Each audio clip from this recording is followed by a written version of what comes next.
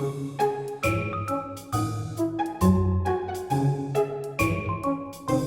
chào tất cả mọi người, chào các bạn đã quay trở lại với chương trình Gen Z Truyền. Thì Gen Z Truyền là nơi mà chúng mình mượn những cái lá bài tarot để những bạn Gen Z nổi bật có cơ hội được bày tỏ cảm xúc của mình thông qua 3 tụ bài là về tính cách, sự nghiệp, tình duyên. Mình là Mai Nguyễn, host của ngày hôm nay và cũng là người đọc bài. Và hôm nay rất vui mừng đến với Gen Z Truyền một khách mời không hẳn là Gen Z lắm nhưng mà là cũng là thế hệ mà họ nối với Gen Z. Chào mừng Quỳnh Anh Xin. Ok, xin chào tất cả mọi người, mình là Quỳnh Anh Xin. Hôm nay rất vui khi mà có thể được ngồi đây để nói chuyện mọi người và xem tarot. Quỳnh Anh Xin có hay xem tarot không? Mình có xem một lần và đấy là lần cuối cùng của mình xem. Tại sao? Khi mà mình xem thì mọi người nói trước hay kiểu nói trước tương lai kiểu đấy thì mình cũng hay bị ảnh hưởng. Thì vừa nãy mình có chia sẻ riêng với bạn Mai là hồi xưa mình xem về cái chuyện tình cảm ấy, thì cái bạn tarot đấy bảo là chuyện tình cảm của mình nó không đi đến đâu, kiểu gì cũng chia tay. Thế là mình về mình cũng chia tay luôn. Thế nên là mình cảm thấy nó quá ảnh hưởng đến cái tâm lý của mình, nên là thôi mình cứ để thuận theo tự nhiên thôi, mình không đi xem. Rất là may là ba cái tụ bài ngày hôm nay chỉ là nói chung thôi, cho nên mình sẽ không nói đi sâu vào chi tiết đâu, tất cả mọi thứ đều là Quỳnh Anh tự kể câu chuyện của mình hết. Okay. Cho nên bây giờ mình sẽ đến với tụ bài đầu tiên là tính cách. Ok.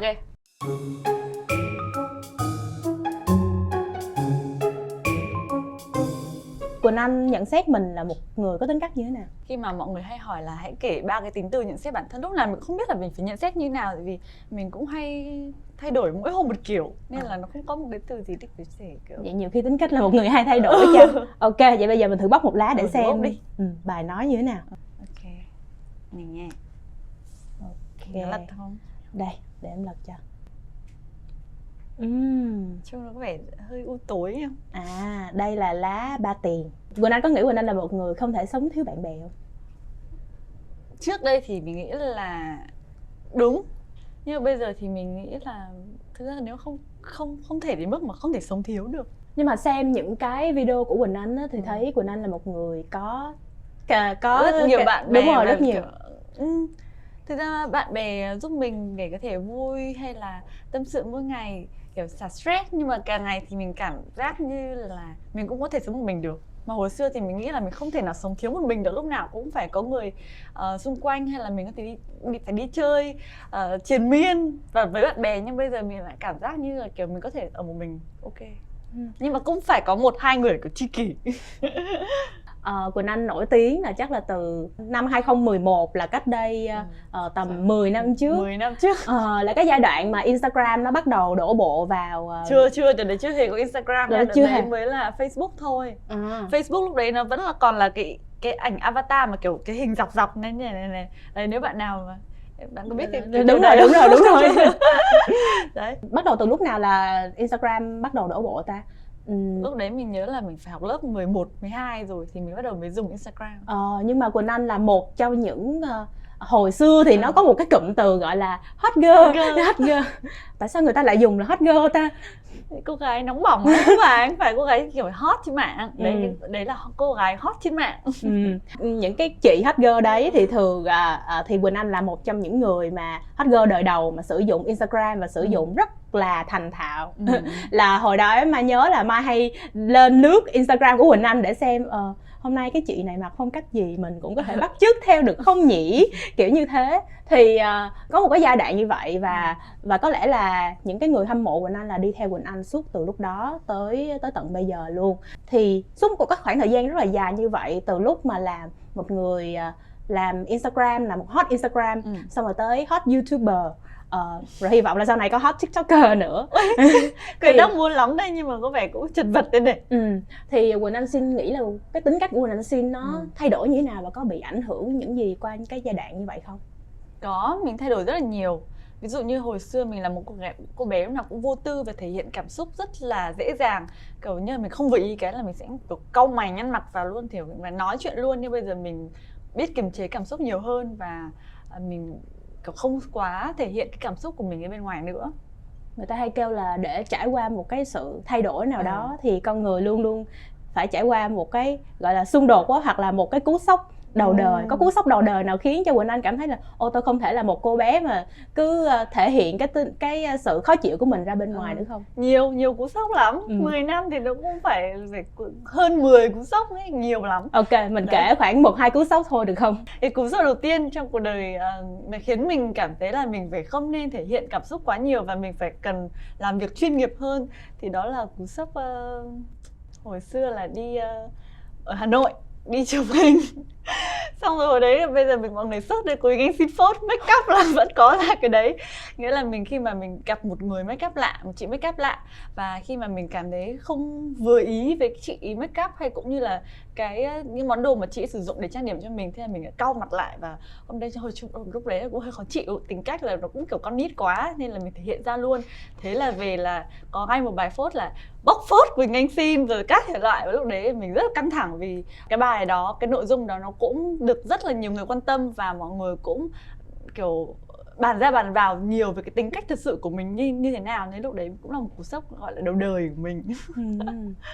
Khi mà mình trưởng thành thì có cái phần nào trong tính cách của mình á mà mình cảm thấy là mình ước gì mình được như ngày xưa không? Có, đó chính là cái sự vô tư hồn nhiên bây giờ nó hơi bị mất đi hơi nhiều. Thì cũng đúng, vì hồi xưa là mình phải 15-16 tuổi thì cái sự vô tư hồn nhiên đấy nó là tràn ngập, nhưng mà bây giờ thì nó cũng hơi vơi vơi đi rồi. Ví dụ hồi xưa mình hay xem lại một cái game show đầu tiên mà mình tham gia thì trông rất là con nít và kiểu lúc nào hờ kiểu đấy, chứ bây giờ thì mọi cái hành động suy nghĩ của mình nó lại bị hơi cẩn thận quá, nên là nhiều khi nó lại không được kiểu vui vẻ như trước nữa. Nếu mà các bạn có xem vlog hoặc là theo dõi Quỳnh Anh Xin thì các bạn sẽ thấy là Quỳnh Anh Xin lúc nào cũng thể hiện là một người nếu không vui vẻ thì cũng khá là ngầu, thường thể hiện mình qua những bộ ảnh nhiều hơn là cái việc chia sẻ cảm xúc với người xung quanh. Thì có cái câu chuyện gì đằng sau cái việc mà Quỳnh Anh không muốn trở thành người chia sẻ cảm xúc quá nhiều không? Cái đấy chắc một phần là do tính cách của mình không hay kiểu viết những status quá dài trên mạng. Mình cũng đã viết 1-2 cái nhưng những cái đấy hầu như là khi mà mình phải xin lỗi hay mình lên tiếng vào một cái cú sốc gì đấy, ở một cái thị phi nào đó thôi, chứ mình sẽ không bao giờ kiểu bàn luận một cái gì đấy trên mạng, một cái vấn đề gì đấy. Mình sẽ kiểu hôm nay mình đọc bài báo này và mình thấy cái này kia là mình rất không bao giờ mình sẽ làm như vậy. Và ngoài ra mình cũng không hay chia sẻ cái cá nhân của mình lên, vì mình luôn muốn là cái mạng xã hội của mình nó chỉ có sự vui vẻ thôi, chứ nếu mà có thêm sự tiêu cực vào nữa thì bây giờ xã hội nó quá nhiều sự tiêu cực rồi. Bây giờ mọi người lên mạng mình và Facebook mình cũng thấy sự tiêu cực nữa thì nó lại nhiều bạn nào mà đang tâm trạng không tốt đọc lại bị làm sao thì thế nào, nên là mình luôn muốn mang đến cái sự vui vẻ thôi. Nhưng mà nếu mà mình luôn luôn phải cố gắng trở thành một người tích cực á, thì nó sẽ dẫn đến một cái từ gọi là có cái sự tích cực độc hại á, tức là nó độc hại dành cho bản thân Quỳnh Anh á, là Quỳnh Anh không có dễ chia sẻ cảm xúc của mình, cho nên mọi cảm xúc nó buồn hoặc là tiêu cực nó sẽ tích tụ vào bên trong nè. Như vậy thì mình làm sao để giải tỏa? Thực ra thì mình cũng là một người lạc quan, kiểu như là bây giờ mình deep hơn xưa thôi, nhưng mình vẫn rất là một người lạc quan so với người bình thường đấy. Và mình không phải là mình cứ muốn mình phải viết lên mạng thì mình mới giải tỏa được cái cảm xúc đấy. Mình thay vào đó mình sẽ ví dụ nói chuyện với bạn bè, nói chuyện với những người tri kỷ của mình, và đi chơi, đi du lịch, tập gym. Mình rất nhiều cách để mình có thể giải tỏa được cái đấy ra, chứ mình không nhất thiết là mình phải viết lên mạng ôi bực quá, khó chịu quá, mình vừa trải qua một ngày quá buồn bực, một ngày khó chịu thì mình mới giải tỏa được. Nhiều khi mình viết lên mạng như thế xong mấy hôm sau mình đọc lại mình lại thấy khó chịu lại thì sao, tốt nhất là không viết lên mạng. Một cái tips hay dành cho những người mà hay viết status lên mạng xã hội. Thì đã đi sơ qua tính cách của Quỳnh Anh rồi. Nói chung là ở một người khá vui vẻ lạc quan, có thể ở một mình tốt nhưng mà vẫn nên cần có 1-2 người bạn, nên cần. Chắc là Quỳnh Anh nhiều khi Quỳnh Anh lại bị ảnh hưởng bởi sự lạc quan của các bạn của mình, đúng không? Hồi xưa mình rất hay bị ảnh hưởng bởi người khác, kiểu như là cái đèn thì sáng mà gần mực thì đen thì gì đấy. Nhưng mà bây giờ thì mình cũng bắt đầu có chính kiến hơn nên là cũng tự chủ được cảm xúc của mình.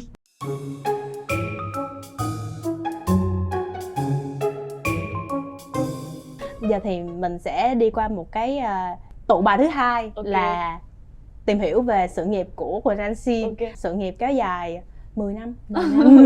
Quỳnh Anh Xin xác định mình là một người như thế nào trong sự nghiệp? Quỳnh Anh Xin là fashionista, là stylist hay là ai? Influencer? Bây giờ mình là vừa influencer vừa là fashionista nhiều hơn, còn stylist thì là mình làm vui vui ở trên mạng để trên YouTube thôi, chứ cũng không phải làm stylist.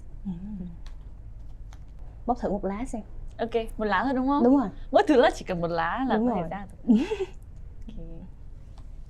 Đây. Wow, tươi sáng lắm nè. Tươi sáng không? The moon. Dự không tươi sáng lắm. Tại sao? Nhìn mấy con cáo đấy trông nó có vẻ hung hăng. Có bao giờ Quỳnh Anh nghĩ mình là một người hơi bị lạc lối trong cái công việc của mình không? Chẳng hạn như là mình không xác định được mình là ai và mình không xác định được sắp tới mình nên làm gì á. Có, mình thỉnh thoảng mình cũng sẽ hay bị như vậy, nhưng mà nó là phải khoảng 2-3 năm trước rồi. Bây giờ thì mình cũng đã có đường hướng cụ thể và cũng biết rõ mình cần gì và biết rõ mình nên làm gì hơn rồi. Có cái lý do nào để mà Quỳnh Anh xác định là mình sẽ đi theo cái con đường này không? 10 mấy tuổi ý, là mình cũng đã rất là thích diện rồi chụp ảnh lại rồi chỉnh qua 800 app để up lên mạng là check khi nào cho nó đẹp nhất rồi. Hàng ngày mình vẫn làm cái việc đấy mà mình rất là thích thú. Nhiều khi nỗi buồn của mình đơn giản chỉ là không ảnh đẹp để up đấy, và niềm vui của mình chỉ là ảnh quá đẹp nên là vui mấy ngày. Nhưng mà xong rồi mình cũng thời gian mình cũng đi làm diễn viên, xong rồi mình cũng muốn thử sức ở lĩnh vực phim ảnh thì mình cũng có đóng qua một vài bộ phim và cũng muốn thử là hay bây giờ mình tự sản xuất phim mình xem sao. Nhưng mà cái chặng đường tự sản xuất phim của mình nó quá là gian nan, nó mất hàng 1 năm để mình cứ làm thế này làm kia, thay đổi plan A plan B nhưng mà nó không thành công. Xong rồi cuối cùng mình nghĩ là nhưng mà thực sự cái phim ảnh nó chỉ là một cái kiểu thú vui qua đường thôi, còn cái vui chính xác của mình thì nó vẫn là về cái phần chụp ảnh này hay là ăn mặc đẹp. Thế nên là mình bắt đầu comeback trở lại với thời trang thì mình thấy khi mà mình được vào làm đúng cái đam mê của mình rồi thì mình như kiểu nở hoa ấy, mọi thứ nó đến rất là kiểu như là nó rất là suôn sẻ và nó rất là đấy, kiểu rất là suôn sẻ. Nhưng mà từ lúc chuyển qua từ Instagram thành YouTuber thì lý do tại sao mà bạn đã quyết định chuyển sang một cái nền tảng mới như vậy? Không hẳn là chuyển từ Instagram ra YouTube đâu, chỉ là mình vẫn làm Instagram và mình làm thêm YouTube thôi. Chứ Instagram là mình không rời bỏ được, vì trên Instagram thì nó rất là mang đậm chất thời trang, nên là càng ngày Instagram mình càng phải update hơn. Còn YouTube thì là hồi xưa mình cảm thấy là mình cần mở rộng thêm các mạng xã hội khác để nhiều người tiếp cận đến mình hơn, nên là mình bắt đầu làm trên YouTube. Mình phải coi sóc hai cái nền tảng là Instagram và YouTube. Cái thách thức nó như thế nào? Mình phải làm Instagram này, YouTube này, Facebook và TikTok, và mình phải lúc nào cũng phải đầy đủ content ở trên đấy, và mỗi ngày để những cái người follow mình ở trên từng mạng xã hội đấy người ta sẽ có những cái mới để xem và không bị nhàm chán. Thì đương nhiên là ngày xưa một mình nghĩ thì sẽ rất là nhiều, không thể xuể được, nên lúc nào mình cũng sẽ có những bạn trong ekip để có thể hỗ trợ mình.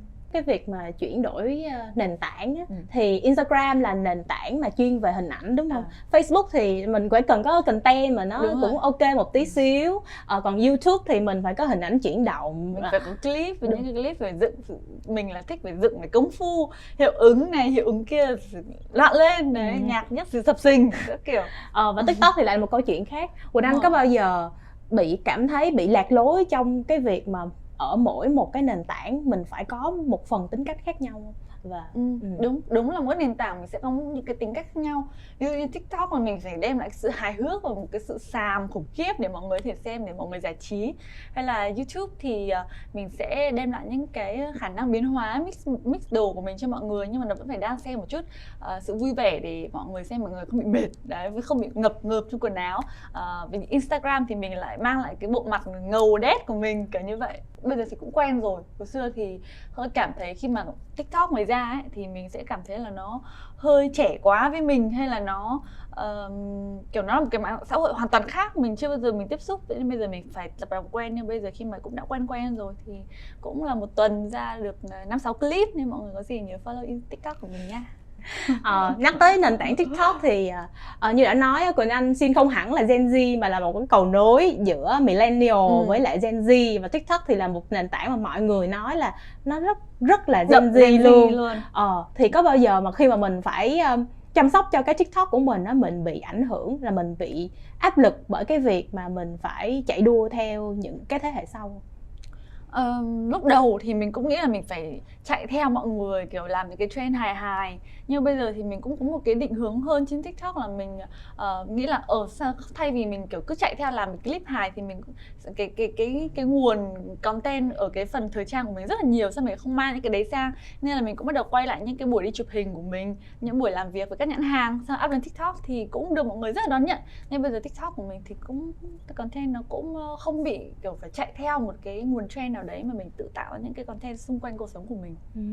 Thì làm sao để từ một người mà có Instagram nó được rất nhiều follow tới cái người mà được nhãn hàng tin tưởng để hợp tác cùng? Sau khi mình đã thất bại ở cái ngành tự làm phim thì mình quay trở lại thời trang, thì mình cảm giác như là mình lúc đấy mình kiểu cái năng lượng làm việc của mình rất là nhiều và mình cảm giác rất là kiểu lúc đấy mình gọi là nhồng ấy. Lúc đấy mình cũng đầu tư rất nhiều cho hình ảnh và mình đi chụp thường xuyên, mình đầu tư một cái hình ảnh để xây dựng một cái hình ảnh của anh xin kiểu độc và lạ và không giống ai. Thì mình nghĩ là sau khoảng thời gian đấy các nhãn hàng bắt đầu để ý nhiều hơn và bắt đầu làm việc với mình. Anh nói chứ Quỳnh Anh Xin cũng là một người mà Mai thấy có cái sự biến hóa nhất định trong từng năm. Có một cái clip ở trên YouTube là Quỳnh Anh kể về những cái giai đoạn thay đổi style. Là năm 2011 là giai đoạn mặc đồng phục đúng không? Năm 2012, năm 2013 là giai đoạn cô gái kẹo ngọt vintage. Rồi từ từ là bắt đầu đổi sang những cái phong cách khác. Thì đã có những cái gì tác động khiến cho Quỳnh Anh cảm thấy là tôi cần phải thay đổi phong cách liên tục như vậy? Đấy là cái sự nhàm chán. Khi mỗi khi soi gương mà mình cảm thấy là mình quá biết trước là ngày mai mình sẽ mặc gì. Mình không thích cái điều đấy. Mình luôn thích là mọi người luôn không biết là ngày mai mình sẽ làm gì, sau này mình cái dự án tiếp theo của mình sẽ ra sao, hay mỗi lần mình xuất hiện trước mặt mọi người sẽ như thế nào. Nên là đó là một cái sự về cái tính cách của mình ấy, thích mới lạ và không thích bị lặp lại. Thích mới lạ và không thích bị lặp lại. Nhưng mà nếu vậy thì nó có dẫn tới việc mà mình nhìn vào tương lai mình không biết là sắp tới mình phải thay đổi tiếp như thế nào không? Không, nó rất nhiều phong cách và rất là nhiều cái mà hay mà mình chưa thử nghiệm. Và ngoài ra những cái phong cách sắp tới nó cũng sẽ phải thay đổi theo cái tính cách của mình. Ví dụ bây giờ của mình đang nửa Gen Z và nửa già dặn thì phong cách của mình nó phải giữa như thế. Nhưng sau này mình mà đẻ con, bế con thì mình không thể làm cái layout này được, mình sẽ phải theo một cái layout bỉm sữa khác. Thế nên là nó sẽ phải thay đổi theo thời gian. Thì cái lá này á là thấy hai con cáo là đang nhìn vào ánh trăng đúng không? Nhưng mà đôi khi á mình hay nhìn vào những thứ hơi bị xa vời á, mình không để ý tới thực tại của mình, cho nên là nó hay kêu là khi mà bóc trúng cái lá này á, đôi khi là mình cần phải tập trung vào cái thực tại của mình và mình cần phải cố gắng rất nhiều, mình phải kiểu biến đổi nhiều hơn nữa thì mình mới đi tìm được cái sự thực. Là bây giờ nhiều layout hơn nữa, thay đổi nhiều style hơn, ok. Những cái khi mà mình khoác những cái bộ đồ mới lên mình đó, có bao giờ mình đối mặt với một cái nỗi sợ là mình bị đánh giá là cái bộ đồ này nó không đủ đẹp, hay là bộ đồ này nó không đủ cá tính không? Thực ra là không. Mình thì kiểu mỗi khi mà mình mặc một cái bộ đồ gì mới hay là một cái style gì nó kiểu mới hay những đấy, nói chung là khi mình mặc quần áo lên người tự nhiên mình cảm thấy cái sự tự tin của mình nó bùng lên. Vì mình đúng ra khi mình mới xuất thân ý, mình sẽ ngày xưa ấy mình sẽ là một cô bé rất là nhút nhát và mình cũng hay ngại đám đông, hay ngại phải nói chuyện hay chia sẻ bản thân. Nhưng mà từ khi mà mình chuyển sang ngành thời trang á, mỗi khi mà mình sẽ đổi một cái layout gì đấy nó mới lạ, hay là mặc được một đồ quần áo mà nhìn nó chất ngầu ấy, tự nhiên mình cảm giác mình ngầu dã man. Kiểu đấy tự nhiên con người mình sẽ cảm giác là mình thay đổi vì do quần áo của mình ấy. Nghĩa là mình sẽ lôi được ra những cái cá tính của bên trong của mình. Ví dụ bên trong của mình thực ra bên ngoài là nhút nhát nhưng bên trong mình rất là kiểu ngực. Thì khi mà mình nhờ quần áo mình có thể thể hiện ra được cái cá tính, cái bản ngã đấy của mình. Ví dụ bây giờ mọi người hay thích theo như kiểu Kylie, Kendall Jenner hay là Blackpink, Dua Lipa, nhưng mà mình thì mình không thích giống một ai hết. Nếu mà có mình cũng chỉ là kiểu lấy cảm hứng, ví dụ như là một cách mix hoặc là một món đồ nào đấy mọi người mua thấy hay mình cũng có thể xem, nhưng mà thường thì mình sẽ hay chọn những cái đồ nào lạ hay là đồ nào mà không ai, mà cái đồ mà kiểu chắc chắn là không ai mua, không ai động đến thì mình sẽ thích những cái món đồ như thế. Và mình không sợ cái khoảnh khắc mà mình bước ra ngoài và người ta cảm thấy bị dội trước những cái món đồ như vậy luôn? Không, tầm này sợ gì nữa. Quỳnh Anh nghĩ là sau fashionista sẽ là cái gì nữa, hay là mình sẽ theo đuổi cái nghề này trọn đời luôn? Sau fashionista bỉm sữa hả? Không biết đấy, nhưng mà nói chung là mình đương nhiên là mình cũng sẽ cái về thời trang thì mình làm một cái khi mà mình thích rồi thì mình nghĩ mình có thể theo đến mãi mãi luôn cũng được, nhưng mà chắc chắn là mình cũng sẽ phải có những nghề tay trái tay phải, kinh doanh hoặc làm gì đó đương nhiên, nhưng mà sẽ bị mất. Nhưng mà Quỳnh Anh Xin là một trong những người mà kiểu theo đuổi ngành thời trang cũng khá là lâu rồi. Thì từ cái lúc mới bắt đầu cho tới thời điểm hiện tại thì Quỳnh Anh thấy thị trường và trong ngành nó đã thay đổi như thế nào? Nó rất thay đổi luôn. Như kiểu là hồi xưa thì mình chỉ là một cái ảnh Instagram của mình chỉ là mình đi ra ngoài đường mình mặc một bộ đồ đẹp đẹp vui vui rồi mình chụp điện thoại, mình lấy ra mình chụp rồi mình sửa qua rồi mình up lên mạng thôi. Nhưng bây giờ một cái ảnh Instagram đằng sau là sẽ là cả một công sức của rất nhiều ekip, rồi phải suy nghĩ đầu tư rất nhiều theo concept ra sao, rồi tóc tai quần áo như thế nào, layout chụp ảnh ở đâu, hay là mình có phải set up những cái gì không. Đấy, bây giờ một cái bức ảnh Insta là một sự rất là cầu kỳ rồi, nên nó là một sự thay đổi bước ngoặt 180 độ. Điều này có bao giờ khiến mình cảm thấy áp lực mình không được sống một cách tự nhiên, hồn nhiên như ngày xưa nữa không? Không, thực ra là mình rất thích cái điều đó. Mình thích cái sự mà càng ngày nó phải càng nâng cấp lên. Chứ bây giờ nếu mà để chụp một cái ảnh chỉ điện thoại bước qua đường thôi, mình sẽ cảm thấy quá là chán việc đấy rồi. Mình đã làm việc đấy nó phải 10 năm nay rồi. Nên bây giờ khi mà mình nghĩ là một concept mới, chụp một cách kiểu táo bạo hơn, hay là một cái gì đấy nó kiểu hay gọi là kiểu khủng hoảng, điên loạn hơn, thì mình kiểu cảm thấy thích cái điều đấy hơn. Những cái điều cần có của một fashionista hiện nay là, mình nghĩ là đầu tiên là dám nghĩ dám làm này, luôn nổi bật, không sợ cái gì hết. Tiếp theo là có một cái style, phong cách riêng và có cá tính, và có gu thẩm mỹ. Và gu thẩm mỹ nha. Nhưng mà cái gu thẩm mỹ này nói nó cũng khá là chung chung đúng không? Làm sao mình biết được là mình có gu thẩm mỹ không? Giống như Quỳnh Anh kêu là Quỳnh Anh hay chọn những cái bộ đồ độc lạ. Làm sao mình biết được những cái bộ đồ độc lạ là những cái bộ đồ mà người ta sẽ cảm thấy thú vị khi mà người ta nhìn vào, hay là những bộ đồ độc lạ nhưng mà người ta sẽ ném đá khi mà người ta nhìn vào? Làm sao mình biết được? Cũng đúng là sẽ một gu thẩm mỹ mỗi người mỗi khác. Mình chỉ cần là mình đảm bảo sao cho là khi mình mặc bộ đồ đó nó vẫn hợp với tính cách của mình, hợp với bản thân mình, hợp với phong cách của mình, và nó không mang đến cái sự phản cảm với người Việt Nam, thì mình nghĩ đó là ok. Còn đẹp thì dần dần mọi người sẽ tự cảm được thôi.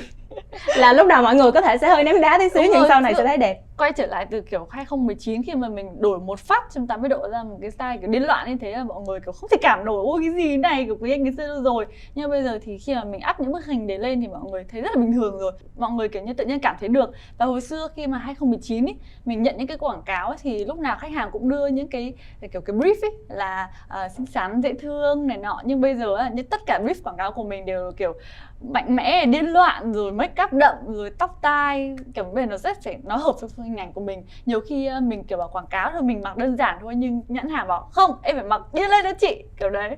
Nó thay đổi rất nhiều rồi. Cái giai đoạn chuyển giao giữa cái sự kẹo ngọt với lại cái sự điên loạn đó thì mình vẫn phải trải qua nhiều cái lần tự hỏi mà đúng không? Tự vấn là mình có nên quay trở lại con đường cũ hay không? Thực ra lúc đấy đến khi mà mình đã kiểu thay đổi bản thân rồi thì mình không hỏi gì nữa, mình cứ thế mà làm thôi.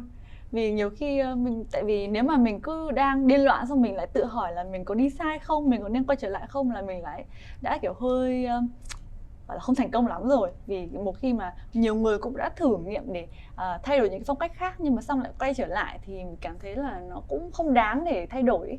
Mà khi mà thay đổi mình phải đổi luôn.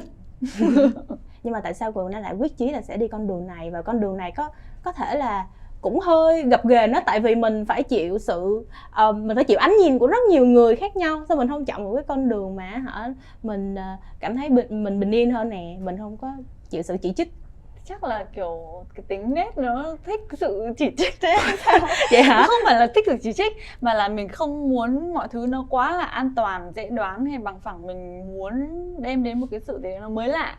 Khi mà giữa 10 người, người nào cũng giống nhau rồi, mình không thích cái điều đấy nữa. Mình muốn là lúc nào trong mình cũng nên khác biệt. Nhưng mà cái đấy không phải là mình cố để mình tạo ra sự khác biệt, mà tính cách của mình là thích cái sự khác biệt như vậy. Thế nên là mình cũng không ngại khi mà mình khác biệt. Thế nên là nó thế. Cái giai đoạn mà Quỳnh Anh quyết định mình sẽ lấn sân vào cái lĩnh vực này á, thì nó có xảy ra xung đột gì trong gia đình không? Tại vì mình cũng theo cái ngành quay đi chụp hình này cũng từ sớm. Thế nên là bố mẹ mình lúc đấy mình cũng mới học cấp 3 thôi. Thì bố mẹ mình bảo làm gì làm, 12 năm học sinh giỏi thì hãng nghĩ đến việc đi làm tiếp, không thì thôi. Cái đấy. Nên là mình cũng phải cố gắng để vừa làm nào để vừa lén lén đi chụp hình và vẫn phải được đại học sinh giỏi ở trường. Nhưng mà may là cái đợt mà thi tốt nghiệp cộng với thi đại học ấy, thì cái lúc mà cái đợt thi tốt nghiệp đấy rất là áp lực. Vì thi đại học thì mình có thể thi lại đúng không, nhưng mà thi tốt nghiệp thì chỉ có một lần thôi. Và lúc đấy mình cũng đã nổi rồi về điểm số của mình là công bố trên mạng. Và mình còn bị lúc đấy mình học lớp 12 rồi. Thì đúng ra học lớp 12 thì mọi người rất là lúc nào cũng update chuyện đi học. Và lúc mà chỉ có đi học thôi, nhưng mà mọi người vẫn thấy là mình vẫn đi chụp ảnh, rồi nhiều khi đi sự kiện. Nên mọi người bảo đấy, ta xem mày đi thi tốt nghiệp như thế nào. Rồi mình cũng rất là áp lực, cũng kiểu sợ. Vì hồi đấy mình còn có bộ ba sát thủ nữa, mọi người sẽ đem ba đứa lên so sánh xem đứa nào điểm cao hơn đứa nào. Nhưng mà may thế nào học tài thi phận mọi người ạ. Mình học cũng chăm, nhưng chắc chắn là mình không chăm bằng hai bạn kia.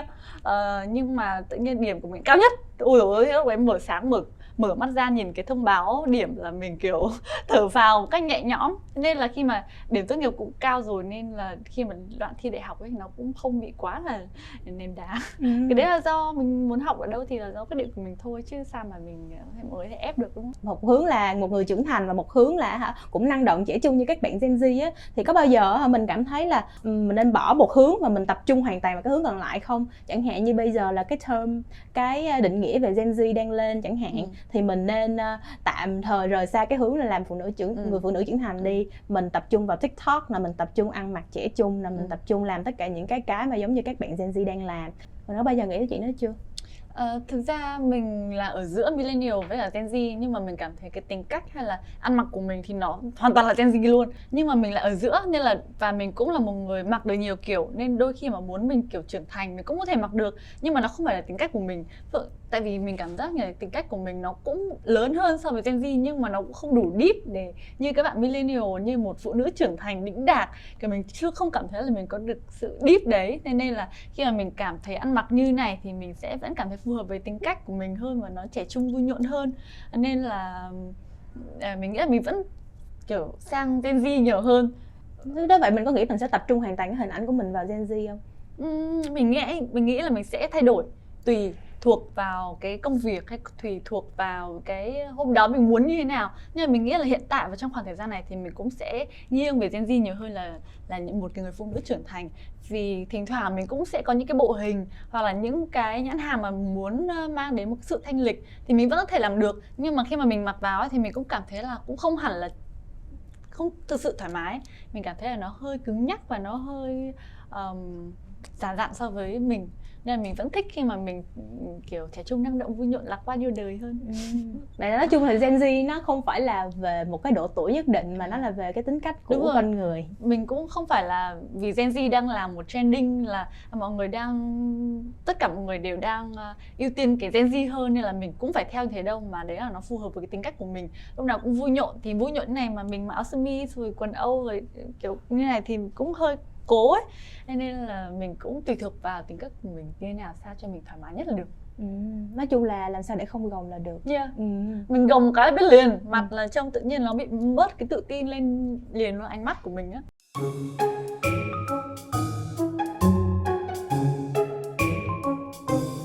Đây là cái tủ bài cuối cùng và là tủ bài về tình cảm. Chuyện tình cảm của Quỳnh Anh có tò mò gì không? Không. Ok, bóc một lá để nói về các mối quan hệ thử xem nhé. Ok. Đây. Ace of Pentacle hả?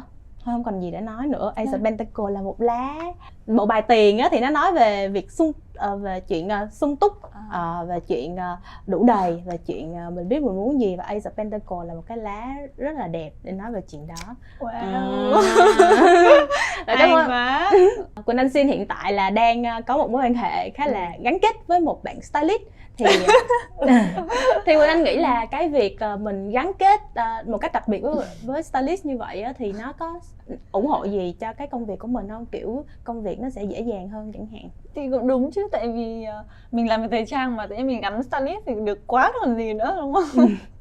Thực ra mình cũng rất thích khi mà người bạn trai của mình làm việc trong ngành thời trang, và cả hai đều có những cái sự đồng điệu về cái mối quan tâm, cũng như là bọn mình có thể ngồi xem các show diễn thời trang với nhau, bình luận về thời trang với nhau, đừng cùng đưa ra những quan điểm về thời trang, hay là cùng nhau nghĩ ra một cái bộ hình gì đấy. Nên khi mà cả hai cùng có một cái điểm chung, sở thích chung thì rất là vui.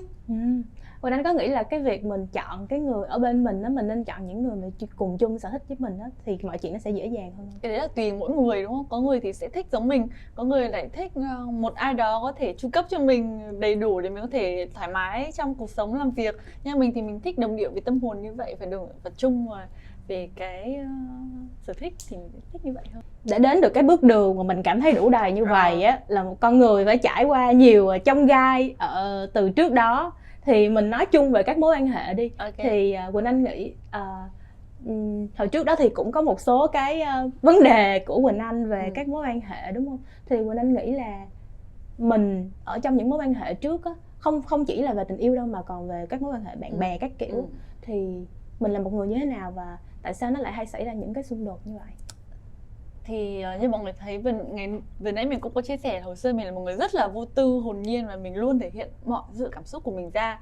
Và nhiều khi mình cũng luôn đưa ra những cái câu nói mà kiểu mình nghĩ gì mình nói đó, mình không có để ý đến là kiểu cái câu đấy nó có khéo léo hay không, hay là nó có làm người khác phật ý hay không. Thế nên là mình nghĩ là hồi xưa đấy, khi mà mình quá vô tư và mình nói gì mình kiểu nghĩ gì mình nói đấy, nhưng mà mình cũng không nghĩ là, tại vì mình luôn nghĩ là cái bạn bè xung quanh của mình hay là những người xung quanh mình sẽ hiểu cái ý tốt của mình, chứ mình không có một ý gì xấu. Khi mà ví dụ mình thấy bạn mình không ok với cái gì đấy thì mình hay kiểu góp ý chẳng hạn, nhưng mà mọi người sẽ không nghĩ là cái góp ý đấy của mình là để mình tốt lên, mọi người sẽ nghĩ là mình chê bai người ta, nghĩ là mình kiểu nghĩ không tốt về người ta, mình đánh giá thấp người ta kiểu đấy. Thế nên là bây giờ mình cũng thay đổi nhiều rồi, mình sẽ không ý kiến gì nữa. Không ý kiến kể làm gì làm. Nhưng mà vậy thì nó dẫn đến việc mình sẽ có những xung đột bên trong, đúng không? Thì bây giờ mình sẽ thay đổi suy nghĩ, mình sẽ việc họ làm thì kiểu họ làm gì cũng được, nếu trừ khi họ muốn hỏi ý kiến của mình, mình thực sự muốn mình đưa ra góp ý thì mình bắt đầu mình chia sẻ thôi, còn không thì thôi mình cũng không nên can thiệp quá nhiều vào những quyết định của người ta.